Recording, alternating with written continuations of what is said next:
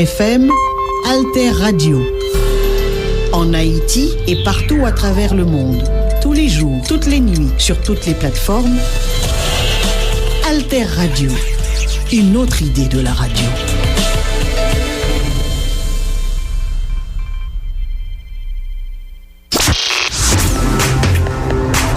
Groupe Média Alternatif, 20 ans.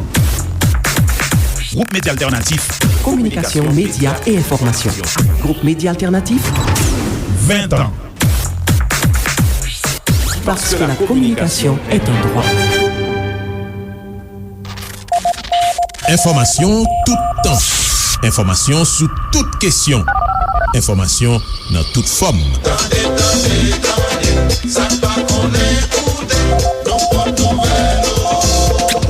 Information l'ennui ou la journée sous Alter Radio 106.1.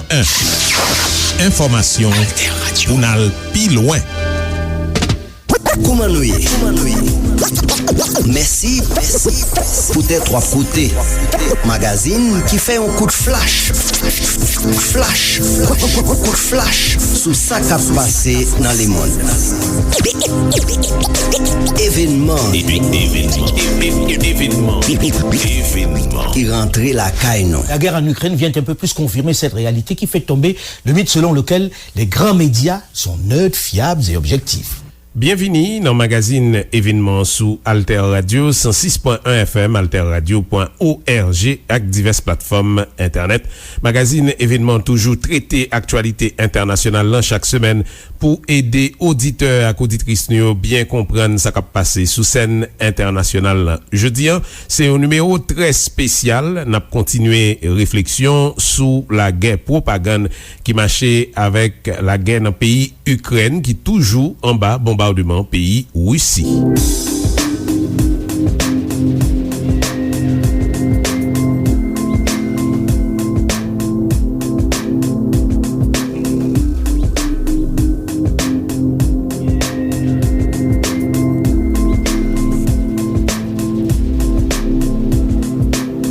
Si vous contrôlez la pensée d'un homme, vous n'avez pas à vous inquiéter de la façon dont il va agir.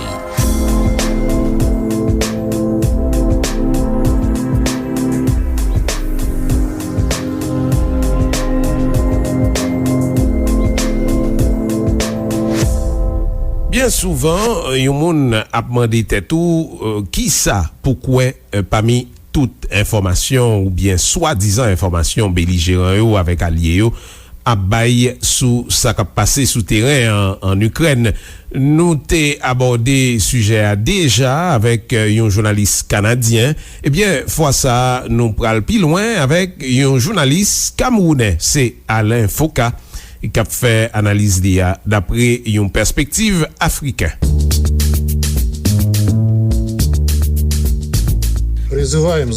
Nous vous invitons à réfléchir à un danger biologique bien réel pour les Européens, a prévenu l'ambassadeur russe à l'ONU.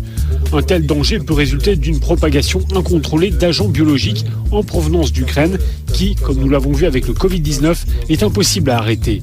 C'est bien la Russie et non l'Ukraine qui a eu recours à des armes chimiques ces dernières années sur le sol européen.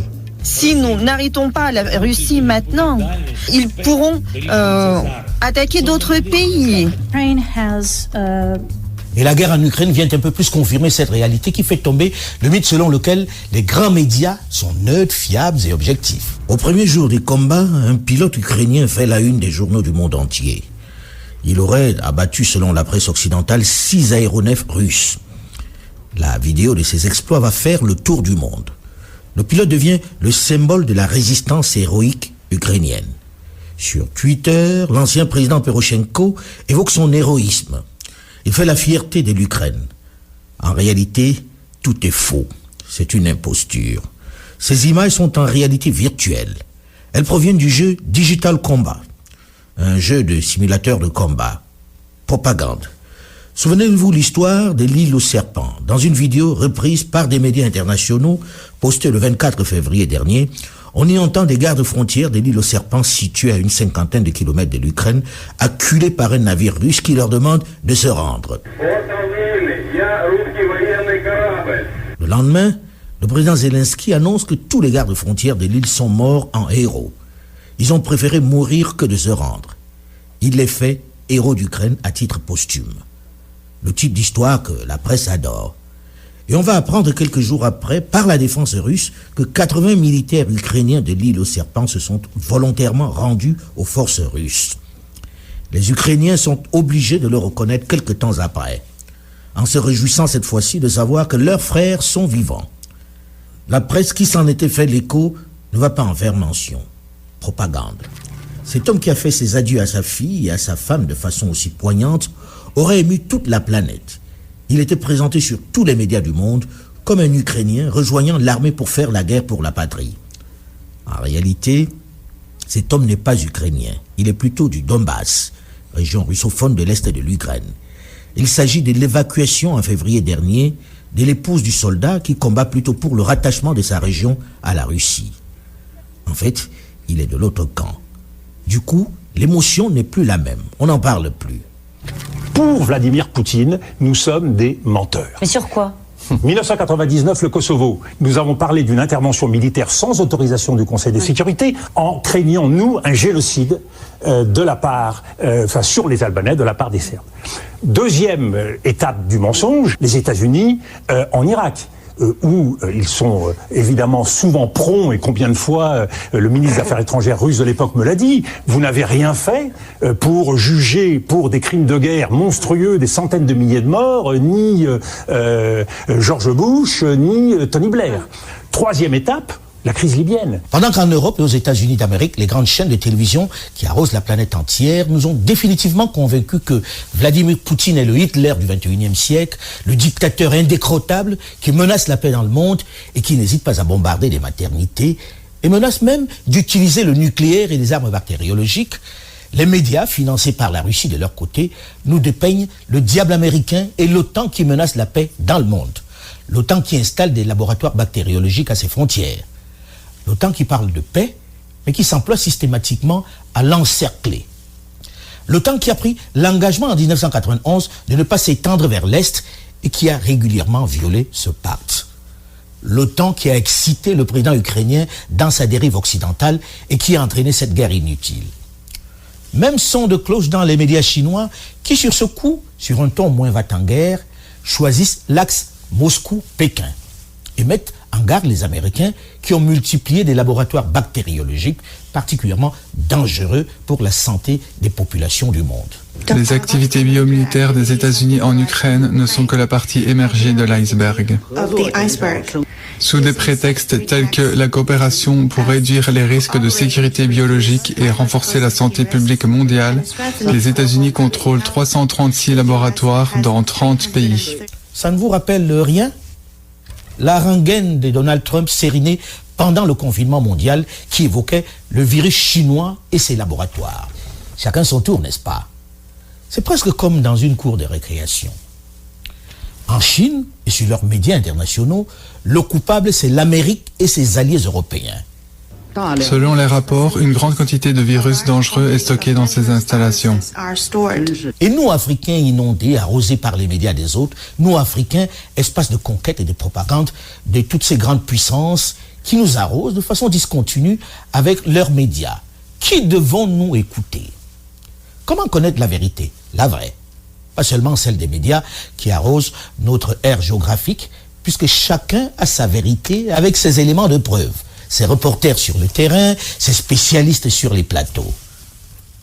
Une chose est certaine, à l'ère des réseaux sociaux, le public africain, depuis quelque temps, a appris à se méfier des flots d'informations qui l'inondent.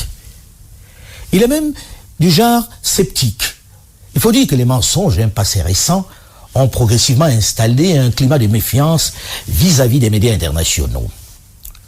Le temps où l'information diffusée par les journaux, les radios et télévisions du Nord était vérité évangélique est révolue. Au sud du Sahara, on a plutôt tendance à s'en méfier de plus en plus. Les grandes antennes d'antan des anciennes puissances colonisatrices sont considérées comme des outils de propagande, ni plus ni moins. On prend leurs informations avec des pincettes. Il faut dire que quelques exemples de manipulations récentes, si elles sont passées sans grand dommage dans l'opinion occidentale, ont laissé de sérieuses séquelles dans l'esprit de la jeunesse africaine. Notamment l'exemple de la guerre en Irak qui circule en ce moment sur les réseaux sociaux.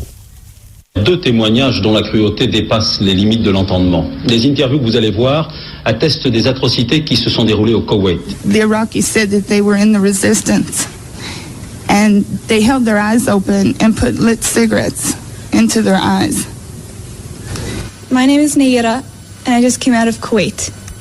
While I was there, I saw the Iraqi soldiers come into the hospital with guns. They took the babies out of the incubators. Le massacre des bébés koweïtiens n'a jamais eu lieu. Mais à l'époque, tout le monde y croit. Nayira, 15 ans, fausse infirmière mais vraie fille de l'ambassadeur du Koweït à Washington, a été coachée par la société de relations publiques Helen Knowlton. Sa mission, vendre la guerre aux Américains. Une campagne à plus de 10 millions de dollars. L'un des dirigeants de Helen Knowlton s'appelle Craig Fuller. Il n'est autre que l'ancien chef de cabinet de George Bush lorsqu'il était vice-président. Le chef d'État américain martèle le témoignage de Nayira dans ses discours. Il n'est pas rare que la propagande serve à convaincre les gens de soutenir certaines décisions. Françaises, Français, mes chers compatriotes, sauf événement imprévu, donc improbable, les armes vont parler. Au 12e jour de guerre, le 29 janvier 1991, le ministre de la Défense français présente sa démission à François Mitterrand. Énorme, non ? Et il s'agit tout de même des plus hautes personnalités de l'État qui se sont entendues pour embarquer la presse dans ce grossier mensonge. Il s'agit d'une manipulation dont les médias de la planète entière se sont fait l'écho. Il s'agit de faits graves qui ont entraîné la mort de milliers de personnes. Mais bien que les médias l'avaient su par après, qu'elles avaient été manipulées, qu'elles avaient servi à la propagande d'un camp, à créditer une thèse fausse, elles ne se sont pas particulièrement mobilisées pour le faire savoir. Aucune excuse, aucune démarche de correction. C'était la faute des autres. Nous, médias, on n'y est pour rien. Pareil pour les morts, les victimes irakiennes. Elles n'ont fait l'objet d'aucune enquête, d'aucun reportage. Les bombardements américains sur les civils, on n'en parle pas. C'est le blackout. Saddam Hussein était le diable et il a tué son peuple. Point. Voilà la vérité servie au plus grand nombre. Seulement, aucune rédaction parmi les milliers qui couvraient H24 ce conflit n'a pris sur lui de revenir et d'accorder le même temps et montrer les erreurs, les manipulations dont ils ont été victimes de la part des autorités américaines. Les États-Unis, bien prudents, conscients des risques, ne sont pas concernés par le tribunal pénal international, il faut le noter. Aucun risque donc qu'un de ses responsables s'y retrouve pour crime de guerre. Aucun danger qu'un responsable américain de ces massacres se retrouve comme le président Laurent Gbagbo à La Haye pendant des années. Après cela, comment convaincre le jeune Africain que tout ce qui se dit sur la guerre en Ukraine n'est pas que manipulation? Et le rejet des infos distillées par les médias du Nord s'est aggravé avec des exemples concrets sur le continent aussi. Des confrères du Nord qui, comme en Irak ou en Afghanistan, sans le vouloir, pour des raisons de sécurité ou de budget, ça dépend, sont embarqués par une armée qui leur fournit des informations qui les arrangent. Des embarqués qui, très souvent, inconsciemment, se font l'écho de la communication, j'allais dire de la propagande du camp qui les conduit sur le terrain. Souvenez-vous le battage sur la guerre en Libye. Puisqu'il y a un a priori sur les armées africaines, puisqu'on les considère trop pauvres et trop mal organisées pour mener la guerre, puisqu'elles n'ont pas de service de presse structuré avec un bon carnet d'adresses, elles n'existent quasiment pas. Tous les succès sur le terrain sont mis au crédit des armées européennes. À aucun moment, il ne vient à l'esprit de nos courageux reporters de guerre de se mettre aux côtés de ces armées sans moyen pour voir la bataille sur un autre prisme, dans un autre cadre. Bref, une autre réalité de la bataille qui peut être moins sexy, c'est vrai, mais qui constitue un autre narratif.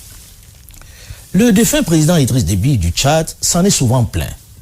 Et c'est aussi le grief que faisaient les responsables maliens que j'ai croisés le mois dernier à Bamako, qui affirmaient, à tort ou à raison, que nous, de la presse internationale en général, nous ne rendions compte de la guerre du Sahel que du seul point de vue des forces européennes.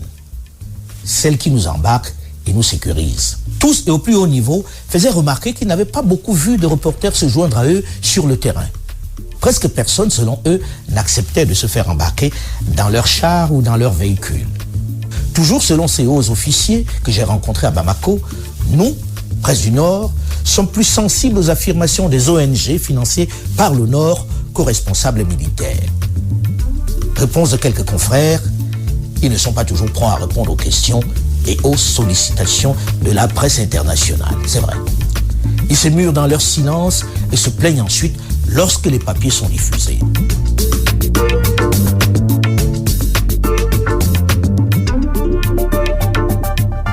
On suive événement sous Alter Radio 106.1 FM, alterradio.org. Nous reprenons là. Analyse yon confrère camerounais Alain Foucault sous la guerre propagande qui marchait avec la guerre dans pays Ukraine. Ukraine qui toujours en bas bombardement pays Russie.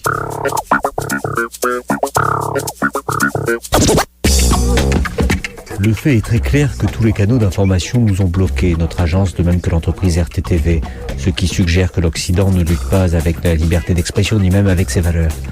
La liberté d'expression ne marche pas. Il n'y a pas d'autre point de vue. Personne ne s'intéresse à une information alternative. Tout est concentré sur la russophobie. La fermeture de certains médias financés par la Russie ces dernières semaines, notamment RT France et Sputnik, ont conforté de nombreux Africains dans l'idée selon laquelle, en temps de guerre, on met un terme au sacro-saint concept de la liberté de presse et d'expression. Et on revient à la réelle politique qui veut qu'un média soit la voix de son maître. Pourquoi fermer ces antennes sinon parce qu'on veut faire taire une autre version de la guerre, celle moins arrangeante qui dissonne avec le consensus global adopté par les médias occidentaux. C'est l'heure du patriotisme. Une démarche qui risque, et c'est ce que redoute une bonne partie de la presse subsaharienne, d'entraîner des conséquences graves en Afrique où désormais on peut sans explication, juste pour des questions de sécurité nationale en temps de guerre, fermer les médias les moins arrangeants. Couper le sifflet à ceux qui ne disent pas la vérité du ministre de l'administration territoriale ou de la défense ou de la sécurité. Comment donner la leçon puisqu'en Europe, nous avons franchi le pas supplémentaire dans le musellement d'une certaine presse? RT France et Sputnik, jusque-là, étaient acceptés malgré leur financement et procédaient du jeu de la liberté d'expression. Qu'est-ce qui fait que d'un coup, ils ne soient plus acceptables, sinon le fait que l'on reconnaisse qu'ils sont des outils de propagande? Et les nôtres alors? C'est valable aussi en Russie, où certains médias ont été purement et simplement fermés. Pourquoi les Maliens, les Tchadiens, les Burkinabés, les Guinéens n'en feraient pas autant?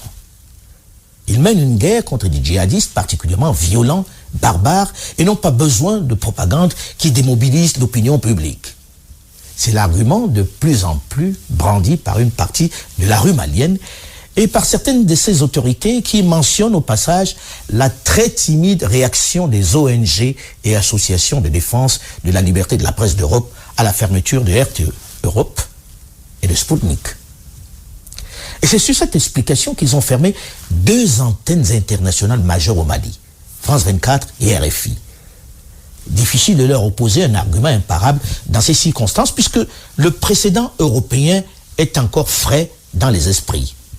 Un ministre malien, sous l'anonymat, me faisait remarquer que la France et l'Union européenne ne sont pas, qu'ils le sachent, en guerre contre la Russie. Eux, ils sont en guerre contre le terrorisme et tout élément susceptible de perturber leur combat, de retourner leur opinion nationale ou de fragiliser leurs troupes ne saurait être toléré.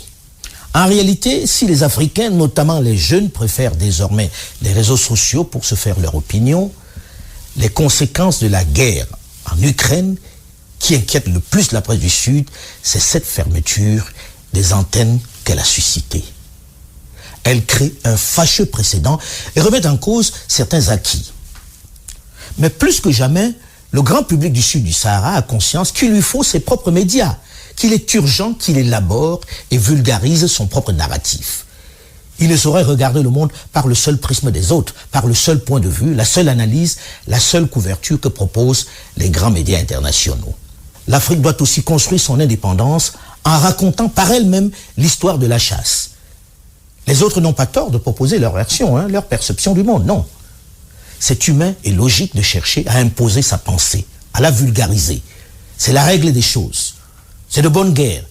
Rien de reprochable de ce point de vue. Logique donc que cette triste aventure des Africains en Ukraine n'ait pas longtemps fait la une des médias occidentaux. Elle a certes bénéficié de quelques attentions, mais peu de temps. Quel intérêt pour eux de mettre ça en avant?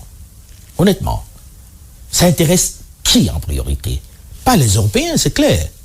Il faut arrêter avec cette affligeante naïveté dans laquelle nous nous complaisons en Afrique. Pendant plus d'1 an, le monde a vécu au rythme de la Covid-19. C'était la priorité des priorités. Tout s'est arrêté. Il n'était question que de cela, avec des bulletins quotidiens macabres des victimes. Nous aussi en Afrique, pour nous conformer, bien qu'on nous ait fermé les portes, que chacun se soit isolé, malgré le fait que cette Covid-19 n'ait pas fait plus de morts que d'autres pathologies auxquelles nous sommes permanemment confrontés, nous avons suivi, adoptant ou copiant toutes les recommandations. Confinement, vaccins et autres mesures barrières. Il fallait vivre au rythme imposé par les autres et entretenu H24 par leurs médias et leurs interminables spécialistes qui disaient tout et leur contraire en même temps. Et malgré le fait que la pandémie ne soit pas terminée, on a sonné en ce mois de mars la fin de cet épisode avec le déclenchement de la guerre en Ukraine.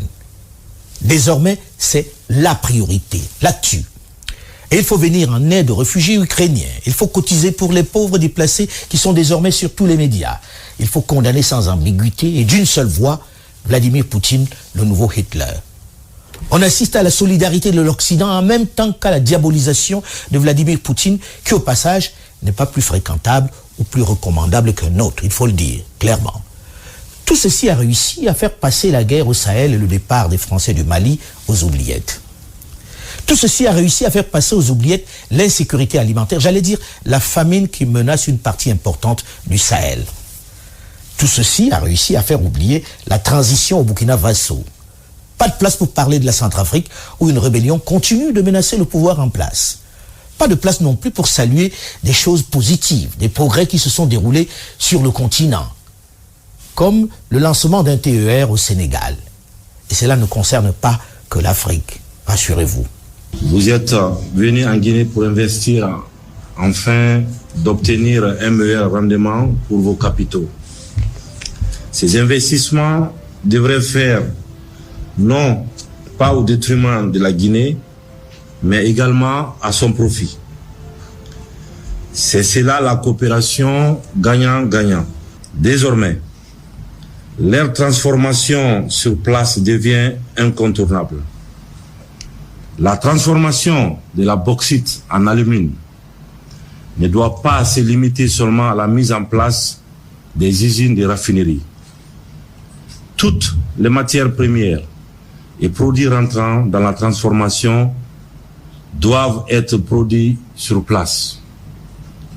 C'est seulement à ce prix que nos ressources naturelles seront un levier de développement pour nos populations. Le respect des conventions de base reste pour nous non négociable. Encore une info qui sera passée à la trappe. Dans l'absolu, est-ce aux autres de nous parler des questions qui nous concernent? Sommes-nous obligés au sud du Sahara d'adopter les priorités des autres? Souvenez-vous de cette réalité. Si vous contrôlez la pensée d'un homme, vous n'avez pas à vous inquiéter de la façon dont il va agir. Vous le tenez. Lorsque vous parvenez à influencer son opinion, vous n'avez pas à vous inquiéter des choix qu'il va faire. C'est gagné. Lorsque vous parvenez à convaincre un homme qu'il est inférieur, vous n'avez pas à forcer pour qu'il se sente inférieur, qu'il se sente un sous-homme. Quand vous parvenez à faire croire à un homme qu'il est un banni, un exclu, vous n'avez pas besoin de l'envoyer derrière la porte. Il va y aller sans que vous ayez besoin de le lui demander. Et c'est cela la guerre du narratif que mènent les grandes puissances en consacrant des sommes colossales pour maintenir leurs médias à flot, afin de leur permettre d'arroser la planète entière de façon discontinue. C'est l'Afrique qui a tort d'être seulement une consommatrice, une éponge qui absorbe, qui se nourrit de la seule pensée des autres. L'histoire du monde, depuis la nuit des temps, est celle des conquêtes. Et ceux qui dominent sont ceux qui savent imposer leurs idées, leurs pensées, leurs visions. Aux Africains de prendre la main en ce moment où au nord on doute, on tergiverse et cherche un nouveau cap. C'est une réelle opportunité. Cela passe par une réelle stratégie et non par le ressentiment. Finissons-en avec cette émotion nègre qui très souvent se résume à des infructueuses invectives. L'autre est dans son rôle. À vous, jeunes, d'être dans le vôtre, de façon déterminée et structurée. De contraindre vos dirigeants à comprendre que les astres s'alignent et qu'ils doivent update leur logiciel s'ils veulent s'inscrire dans l'avenir et ne pas être balayés. Le grand perdant de cette guerre en Ukraine, c'est assurément la presse internationale qui y a laissé une fois de plus, ou de trop, une bonne partie de sa crédibilité déjà largement entamée dans les crises et les guerres précédentes. Mais cette crise, pour les Africains, notamment la jeunesse, doit être la naissance d'une nouvelle façon de se faire entendre. Une opportunité de construire son narratif. Il ne faut surtout pas gaspiller l'opportunité de cette crise. Arrêtons de nous aligner derrière tel ou tel leader occidental pour être nous-mêmes. Ils ne sont pas meilleurs, vous en êtes conscients. Il suffit de regarder l'état du monde. C'est à vous de construire le vôtre en vous débarrassant des vieux concepts et discours. Ils sont trop souvent obsolètes. L'environnement est propice puisqu'il n'est plus besoin de gros investissements pour toucher le plus grand nombre de personnes. Poutine, Biden, Macron, Boris Johnson travaillent pour leur peuple qui les ont choisis. C'est leur focus, leur job, leur préoccupation de chaque instant. Et ils le font avec passion. Ce n'est pas leur rôle de penser en même temps aux soucis d'un continent largement plus vaste, plus peuplé et potentiellement plus riche que leur modeste territoire.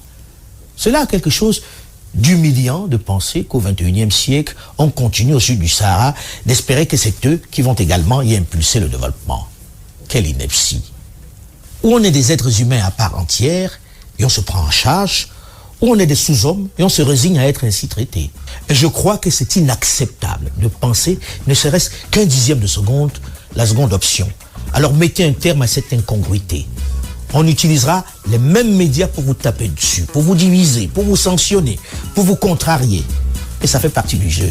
Et désormais, vous connaissez mieux que nous, mieux que ceux de ma génération et celle de mes aînés, les règles du jeu.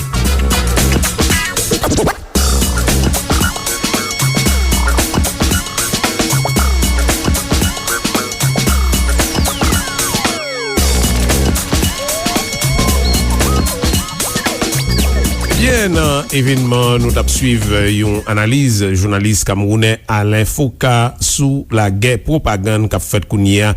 Dans le cadre de la guerre Ukraine, nous espérer développement le faire te poter en pile lumière pour nous et puis nous comprendre nécessité pour développer sens critique par nous et faire prudence par rapport à information sur la guerre Russie-Ukraine. Merci pour attention nous. Continuez suivre nous sous 106.1 FM, alterradio.org ak diverses plateformes internet. Koumanouye. Merci pour tes trois côtés. Magazine qui fait un coup de flash. Coup de flash sous ça qu'a passé dans les mondes. Événement qui rentrait la caille non.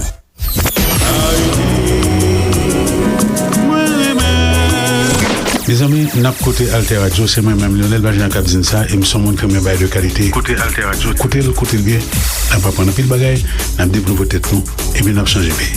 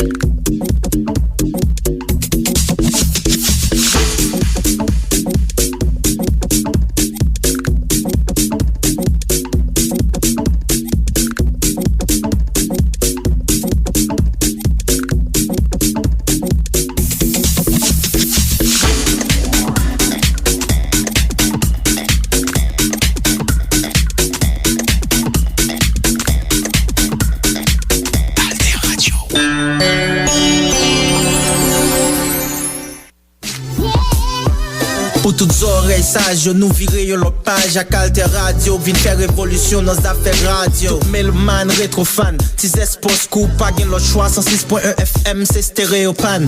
Et yo, on besoin bien formé, hérité informé. Donc, on va gain l'autre choix que brancher Alter Radio sous 106.1 FM. It's your boy Blazy.